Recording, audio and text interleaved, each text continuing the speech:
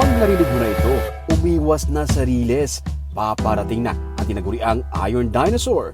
Ito si Isabela, ang nag-iisang tren na pinapatakbo ng steam engine na gumagana at naghahakot ng mga tubo sa Negros, ang sugar capital ng Pilipinas. Tinatawag din itong Dragon at si Isabela, ang Dragon number 7 na may call name na Nightingale. Matapos ang 25 taong pamamahinga, muli itong pinatakbo noong nakaraang Setyembre. Kwento ni Rodeo Swating, ang Regulatory Compliance Officer ng Hawaiian Philippine Company, isang sugar central sa Silay City na nagsimula sa pagmil ng asukal noong 1918. Dati itong pagmamayari ng Jardine Davis na isang US-based company. Gusto ng management na muling makita ang tradisyonal na pamamaraan sa pagkuha ng mga tubo sa asyenda, kaya muling inilabas ang Iron Dinosaur.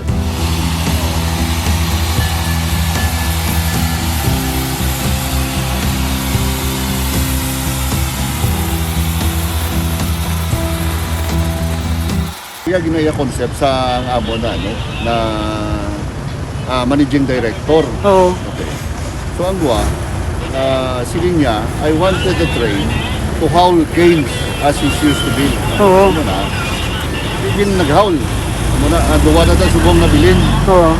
May duwa na ka farm. No, actually it's tatlo ka farm. Duwa ka tagiya. Tara, trip tayo. Sakay tayo sa kahuli-hulihang Iron Dinosaur ng Negros. Para mapatakbo ang steam engine, kinakailangan ng tubig at apoy. Hindi kailangan ng diesel o gasolina. Mano-mano ang pagkarga ng bagaso sa engine. Yung nagpapainit o nagbibigay ng steam sa wagon, ito mismo mga bagaso na byproduct din ng mga tubo na major product dito sa isla ng Negros.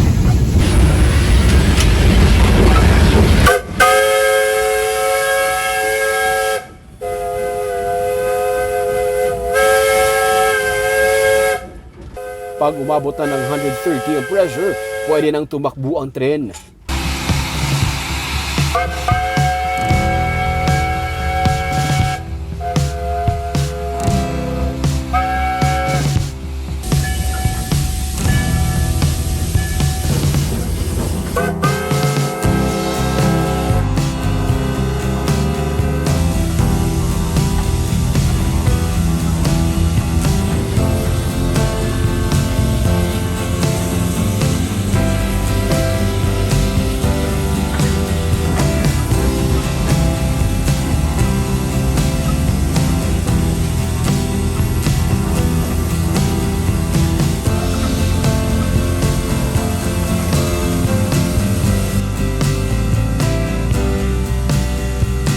Umiikot ito sa tatlong mga asyenda sa Barangay Hawaiian sa Silay City.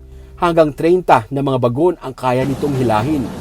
Bago pa man gumamit ng mga truck sa pagkarga ng mga tubo patungong mga sentral, mga bagon dati ang kinakargahan nito. Kwento ni Rolen Negara na siyang nagmamaneho ng tren. Ang mas nakakatanda nilang mga kasamahan sa sentral na dati nagmamaneho din ng mga tren ang nagturo sa kanya sa pagmaneho nito. Ito na pa ni paano ni para ito na ano di ba? Oo, so gano'n kami na ilang pa-restore. Sa mga tingula, mamaming upot nga tulod. Itaining ka mo nila? Oo. At dahil nga tren, forward, backward lang ang takbo nito. Sa pagpunta namin sa mga asyenda, patalikod ang takbo ng tren.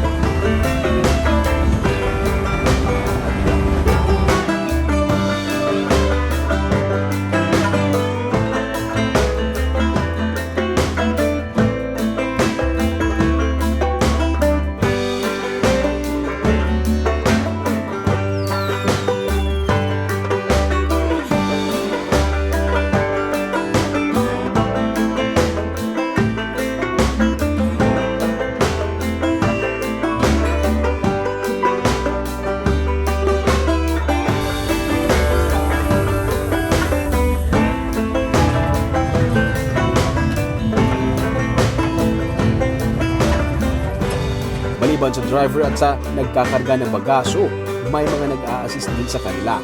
Kailangan nilang bumaba kung may mataong lugar para siguraduhin walang tao sa riles.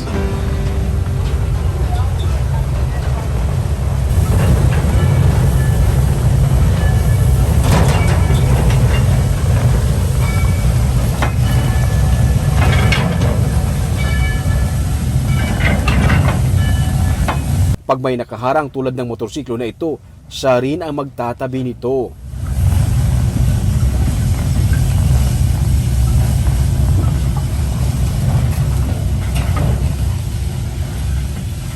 Bukod sa Iron Dinosaur, may mga tren din na gumagana pero diesel ang nagpapatakbo dito.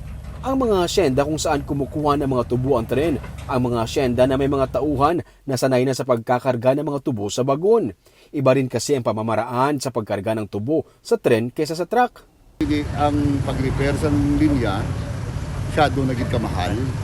Riles, all those things, mahal na siya. Amo na nga nag-decide na limited ang pinaka nami nga planters kay pinakalapit. Amo na siya. So dala na sila dudwa sila na muna. Tapos ang ilang mga tao use nga makarga makarga sa sa bagon. bagon. Wala sila ba Kaya train niya- nga makarga Sa truck. trucking. Asa siya rin sa unay at bagon niya po until now. Kung puno na ang bagon, ikinakabit ito sa tren at diretso na ito sa susunod na asyenda.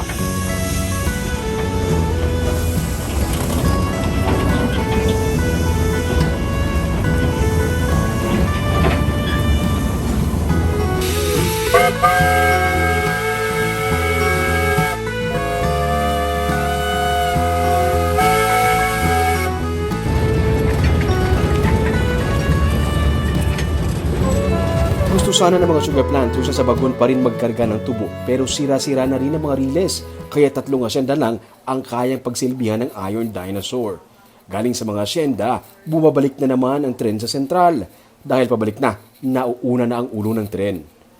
Ang gandang tingnan ng pagpasok ng tren sa lumang tulay na ito na tinatawag nilang Kulisap Bridge sa kalagitnaan ng taniman ng mga tubo.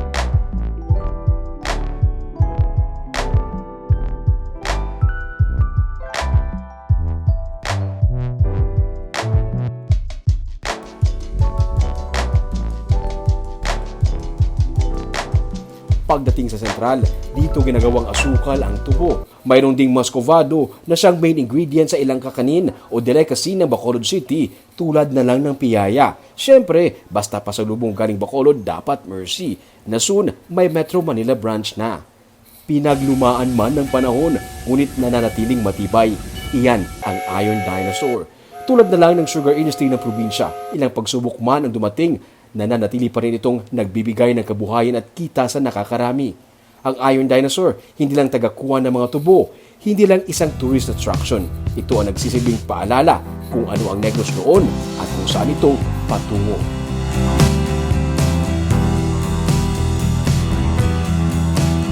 Matapos ang 25 years, muling nakatakbo ang huling bago dito sa Negros Aguilasahan na patuloy itong tatakbo hanggang matatayanan pa ng bago. Para updated ka sa mga episodes ng Tripping Ruming, i-follow ang Facebook page sa YouTube channel, Digicast Negros. Sama-sama pa rin tayo sa pagbangon. Ako si Romeo Subaldo, ito ang Tripping ni Ruming!